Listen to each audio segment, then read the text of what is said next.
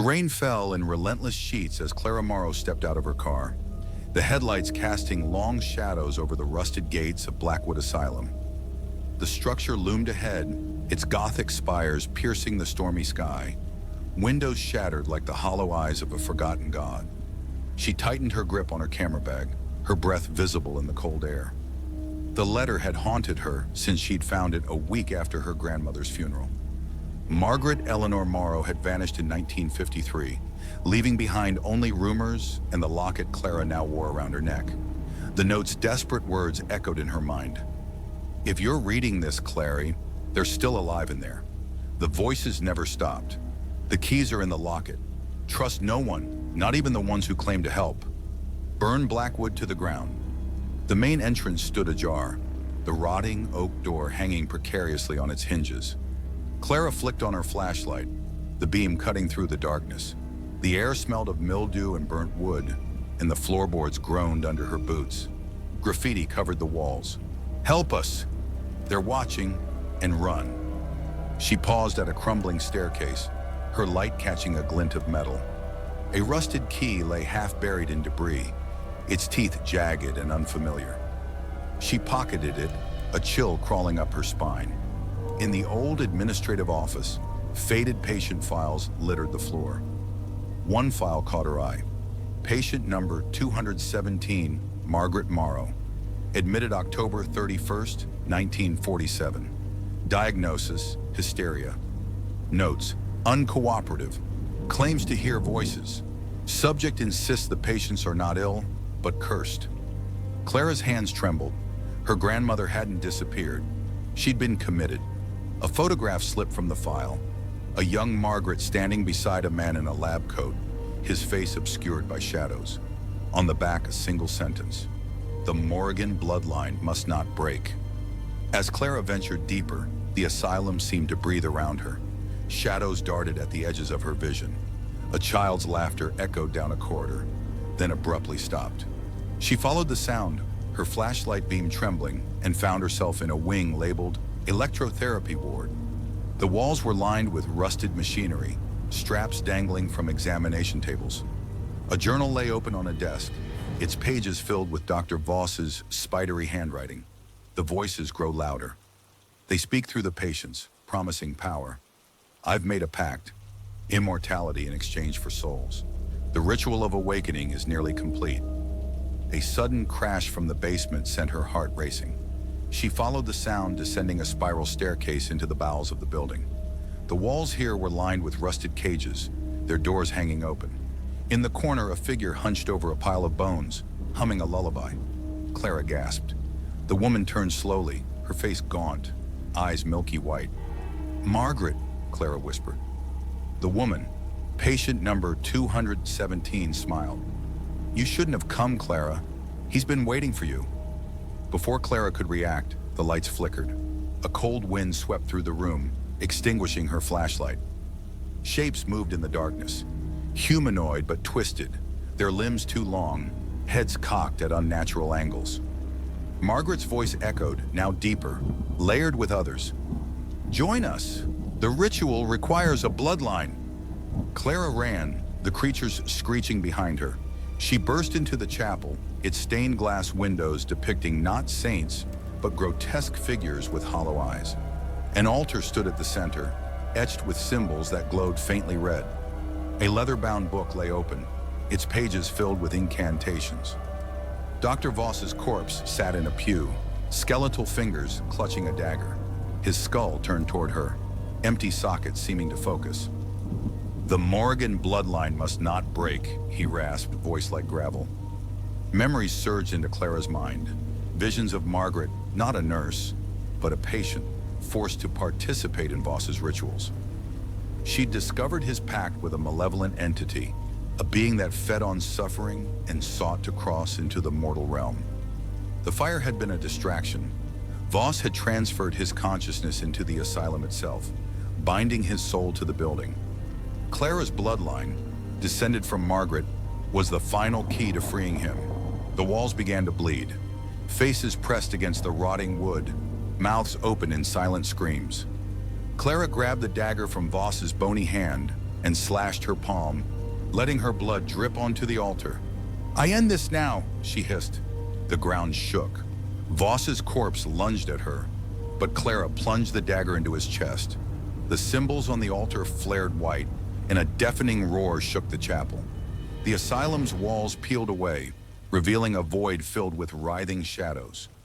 Voss's scream echoed as he was dragged into the abyss, the building collapsing around them. Clara awoke at dawn, lying in the overgrown courtyard. The asylum was gone, reduced to rubble. In her hand, she clutched Margaret's locket, its chain broken. Inside was a photo of her grandmother and a tiny key. Months later, Clara published her exposé, exposing Voss's crimes. But on quiet nights, she still heard the whispers.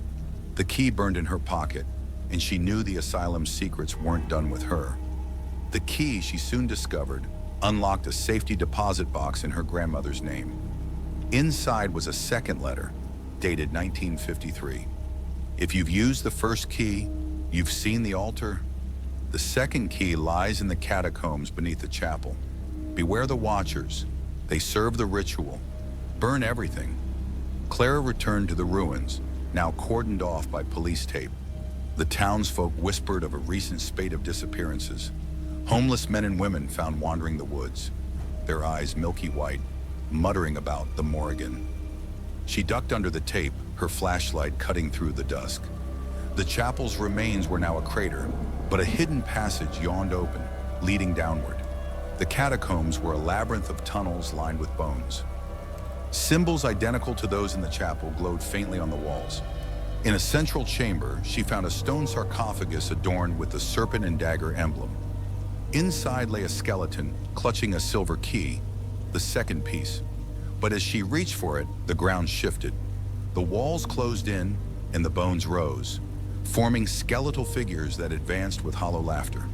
Clara fled, the key in hand, but the catacombs twisted and warped, leading her not to the exit, but to a hidden laboratory. Jars of preserved organs lined the shelves, labeled with patient numbers. A massive machine dominated the room, its purpose unclear, until Clara read the notes.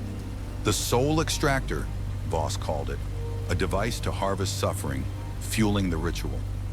As she examined it, the machine whirred to life. Shadows coiled around her and the voices crescendo. "You cannot stop what has already begun," hissed a voice, Margaret's but colder. Clara smashed the machine with the silver key, triggering an explosion that collapsed the tunnels. Back in her apartment, Clara pieced together the clues. The locket, the keys, the symbols. They all pointed to a third artifact, a relic hidden in Blackwood's original blueprints. She tracked down the architect's descendant, an elderly man who revealed the asylum was built atop an ancient burial ground. The Morrigan, he explained, was no mere surname. It was the name of a forgotten deity, a trickster who fed on chaos. Voss had sought to bind her to the mortal realm, using Clara's bloodline as an anchor. The final key, the architect said, lay in the bell tower, the only part of the asylum still standing. Clara returned at midnight, the bell tolling eerily as she climbed the stairs. At the top, she found a brass chest. Inside was a dagger, its blade inscribed with the same symbols. The moment she touched it, the bell cracked, and the tower began to collapse. As she leapt to safety, the dagger hummed in her hand, and a vision overtook her. Margaret, in the final moments before the fire, using the dagger to sever her own tie to the ritual, sacrificing herself to weaken Voss. "You must finish it," her grandmother's voice echoed. "The Morrigan's prison is failing. Only your blood can reseal it or break it forever." Clara realized the truth. The asylum was not just a prison for the mentally ill, but a seal containing the Morrigan's essence. Voss had tried to exploit it, but Margaret's sacrifice had delayed the entity's return. Now Clara had to choose: use the dagger to destroy the seal and unleash the Morrigan, granting herself unimaginable power, or die to reseal it permanently. As she stood at the edge of the ruins, the ground split open, revealing a churning void. The Morrigan's form emerged, a shifting mass of shadows and glowing eyes. "You are mine, little Morrigan," it crooned. "Join me, and the world will kneel." Clara raised the dagger, her grandmother's voice guiding her. She plunged it into her chest, her blood igniting the ruins in a blinding light. The Morrigan screamed, the void collapsing as the dagger's magic consumed Clara's life force. When the townsfolk searched the ruins, they found no body, only the dagger, clean and gleaming, and a single locket. The disappearances ceased, and Blackwood's legacy faded into myth. But in a distant city, a woman with Clara's face awoke in a hospital bed, her memories fragmented. A nurse handed her a letter, its seal marked by a serpent coiled around a dagger. "The bloodline endures," it read. "The Morrigan waits." The woman, Clara, though she did not yet remember her name, stared at the letter. The hospital room felt too cold, the walls too white. Fragments of memory flickered. A burning building, a skeletal hand clutching a dagger, a voice whispering, "The ritual is not finished." She touched her chest, half expecting to find a wound, but there was only smooth skin.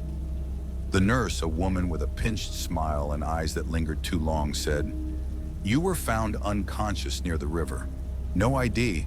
Lucky you survived the storm." Clara nodded, but her instincts screamed that nothing about this was luck. The locket around her neck burned, and she opened it. Inside was a tiny key and a photograph of an older woman, Margaret. The name stirred something in her, a deep, aching sorrow. Days later, discharged and adrift, Clara wandered the city. She avoided crowds, unnerved by the way strangers' eyes seemed to follow her. At a flea market, a vendor tried to sell her an antique journal. "It's from the 1940s, he said. "Belonged to a nurse, I think." Clara flipped through it, her blood turning to ice. The entries were in her grandmother's handwriting, detailing experiments, disappearances, and a growing dread. The final page read, "They know about the Morrigan. I have to hide the keys before they find Clara." That night, she dreamt of the asylum. This time, she wasn't alone. A man in a lab coat, Dr. Voss, his face rotting, stood beside a shadowy figure. "You cannot escape your blood," he said. "The Morrigan's power flows through you." Clara woke screaming. Her apartment walls were covered in symbols she didn't remember drawing, the same ones from the asylum's altar. The dagger, which she'd kept hidden under her mattress, glowed faintly. Determined to uncover the truth, Clara traveled to Blackwood's ruins. The town had changed, new shops, new faces, but the forest surrounding the asylum was untouched. Locals avoided her, muttering about outsiders. One night, a haggard man approached her in a bar. "You're her, aren't you?" he slurred. "The one who burned it down. They're still here, you know. The patients. They walk the woods." He pushed a crumpled photo toward her. A group of nurses and doctors standing in front of the asylum, Margaret among them. At the center stood Dr. Voss, his eyes black pits in the faded image. Clara's investigation led her to an elderly historian, Lila Crane, who'd written about Blackwood's legacy. Lila's home was a fortress of books and maps. The Morrigan, she explained, was a Celtic goddess of war and fate. Voss believed he could control her, use her to cheat death. But the ritual required a lineage, a family whose suffering could anchor her to this world. Your family, Lila revealed more. After the fire, survivors claimed the asylum's patients had been seen wandering the halls for decades. "They're not ghosts," she said. "They're prisoners. Voss's consciousness lingers in the ruins, and he's been collecting others to replace those he lost." Clara returned to the ruins, the dagger humming in her hand. This time, the catacombs were different. New passages, fresher bones. She found a hidden chamber where the walls pulsed like living tissue. Inside, a mirror reflected not her face, but Margaret's. "You're stronger than you know," her grandmother's voice echoed. "The keys aren't just tools, they're pieces of a soul." As Clara pieced together the keys, the mirror cracked, and the Morrigan's voice erupted. "You dare defy me? I am eternity. I am hunger. You are nothing but a vessel." The ground erupted, and Clara faced the entity, now fully formed, a towering figure with Clara's face, twisted by malice. The battle raged, the dagger parrying blows that shattered stone. Clara's mind flooded with visions. Margaret's sacrifice, Voss's hubris, Centuries of suffering. With a final scream, Clara plunged the dagger into her own reflection. The Morrigan shattered, the ruins collapsing as Clara fell into darkness.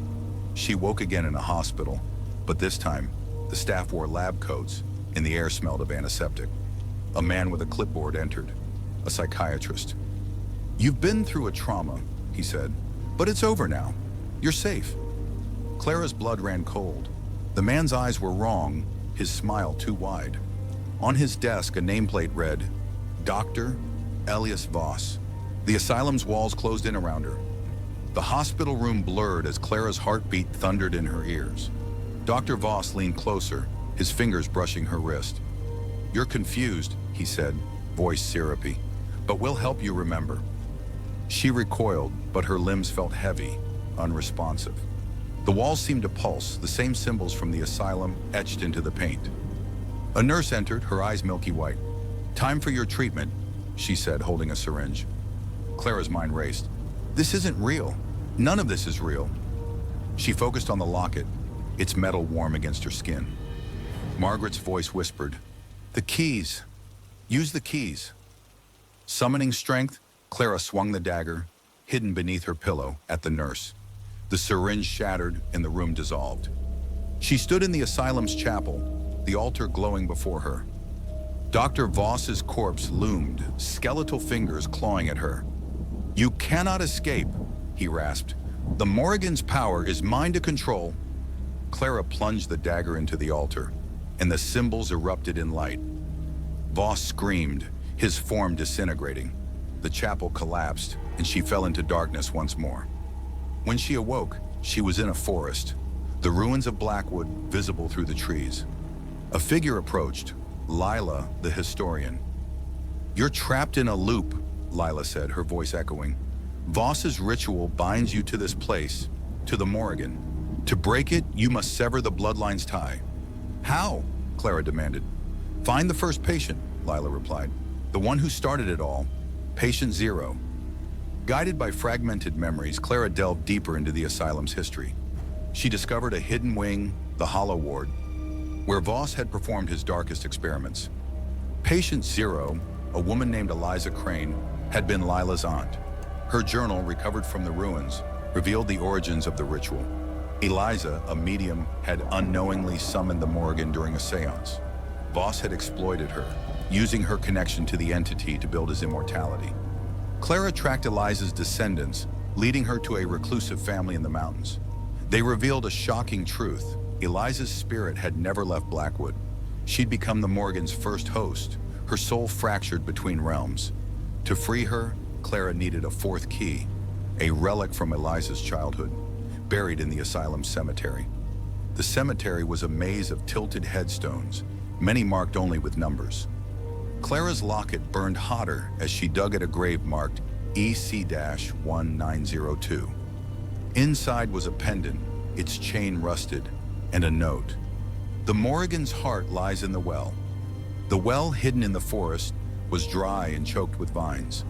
Clara descended, the dagger trembling in her hand.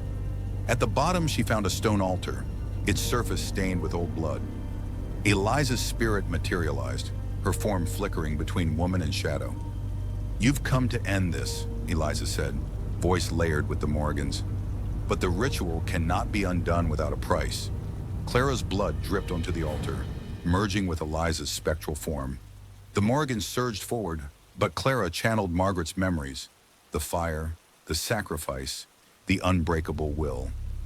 "I choose to sever the tie," she declared. "No more blood, no more pain." The well erupted in light. Eliza smiled, her spirit dissolving. The Morrigan's scream echoed, not in anger, but in defeat. Clara emerged to find the asylum's ruins gone, replaced by wildflowers. The townsfolk spoke of Blackwood as if it had never existed, but the locket remained, its key now cold. Years later, Clara stood at Margaret's grave, placing flowers beside the headstone. A man approached, Lila's grandson, carrying a journal. "She wanted you to have this," he said. Inside were Eliza's final entries. "The Morrigan sleeps, but bloodlines endure. Guard the keys." Clara smiled, touching the locket. The past was buried, but not forgotten. And somewhere in the silence between heartbeats, she heard Margaret's laughter. But the story did not end there. In the years that followed, Clara's nightmares returned. She began receiving letters postmarked from towns where Blackwood patients had once lived. Each contained a key and a warning. They're waking. She traveled to decaying estates, abandoned hospitals, and forgotten crypts, uncovering more fragments of the ritual. Each key she collected weakened the Morrigan's hold, but also drew her closer to the truth. Voss's cult had survived, and they sought to resurrect the entity through new hosts. One night in a derelict church in Prague, Clara faced a descendant of Voss, a woman who had inherited his obsession. "You think you won?" the woman sneered, clutching a dagger identical to Clara's. "The Morrigan is eternal. She chooses her vessels." The battle that followed shattered the church's stained glass, raining colored shards like blood. Clara's dagger met the woman's, their clash echoing with the weight of centuries. In the end, Clara's resolve held. She plunged the blade into the woman's heart, but as the cultist died, she whispered, "You're one of us now." Clara returned home, but the locket's chain had begun to burn her skin. She studied her reflection in the mirror, noting the faint gold flecks in her irises. The Morrigan's voice, once a roar, now purred in her mind. "You cannot kill what you've become." Desperate, Clara sought out the last surviving member of Eliza's family, a girl named Mara, born with the same gold-flecked eyes. Together they performed a counter-ritual, binding the Morrigan's essence to a single vessel, Mara's unborn child. The act left Mara in a coma, her fate uncertain, but Clara felt the weight lift. For a time. Now Clara writes her memoirs, the locket cold and dormant. But when her daughter is born, the child's eyes glow gold, and the asylum's ruins bloom with black roses. The cycle continues. Clara's daughter, Rowan, grew up in the shadow of a legend. By age 7, she began drawing the serpent and dagger symbol in crayon. By 12, she whispered to voices only she could hear. "They're calling me home," she'd say, staring at the locket Clara kept locked in a desk drawer. On Rowan's 16th birthday, the locket sprang open on its own. The key inside glowed red, and the air smelled of burnt wood. That night, the first letter arrived. She remembers. Clara burned it, but more followed. They came with photographs. Rowan walking home from school, Rowan laughing at a park, Rowan asleep in her bed. Each envelope bore the serpent and dagger seal. A string of disappearances plagued the town near Blackwood's ruins. Victims were found catatonic, their eyes gold-flecked, mumbling about the air. Clara recognized the work of Voss's cult. They'd resurfaced, stronger and more desperate. She tracked them to a derelict farmhouse, its walls adorned with the same symbols from the asylum. Inside, she found journals detailing their plan, to awaken the Morrigan's true vessel on the autumn equinox. Rowan's face stared back from their sketches. Desperate, Clara scoured Margaret's journals for answers. A cryptic entry mentioned a fifth key hidden in the heart of the first sacrifice. She returned to Blackwood Cemetery, digging at Eliza Crane's grave until her hands bled. Beneath the coffin lay a box containing a vial of black liquid, Eliza's tears, preserved for a century. The Morrigan's voice hissed in her mind. "You dare steal my tears? They are the last link to this world." On the eve of the ritual, cultists surrounded Clara's home. Rowan, now fully aware of her heritage, stood defiant. "Let them come," she said, her voice layered with the Morrigans. "I'll send them back to their god." The battle raged. Cultists chanted in Gaelic as Clara smashed the vial at Rowan's feet. The liquid seeped into the floorboards, forming a barrier of light. "It's not a weapon," Margaret's voice echoed. "It's a bridge." Rowan stepped into the light, her form shifting. Now a girl, now a shadow, now a warrior crowned in flames. The cultists screamed as their souls were ripped into the void. When the smoke cleared, Rowan stood alone, the Morrigan's essence swirling around her. "You cannot kill me," the entity laughed. "I am your blood, your destiny." Clara handed her the dagger. "It's not about killing you," she said. "It's about choosing." Rowan plunged the blade into her own chest, not to die, but to sever the tie. The Morrigan's scream shook the earth as Rowan whispered, "I am no one's vessel." The ruins of Blackwood collapsed into the sea that night, erasing the last physical trace of the asylum. Rowan, her eyes now a steady brown, buried the dagger beside Margaret's grave. "It's over," she said, but in the silence Clara heard the faintest whisper. "Sleep well, little Morrigan." Years later, Rowan's daughter would find a locket in an attic, its chain cold. Inside, a key and a note. "Guard the keys, burn the past,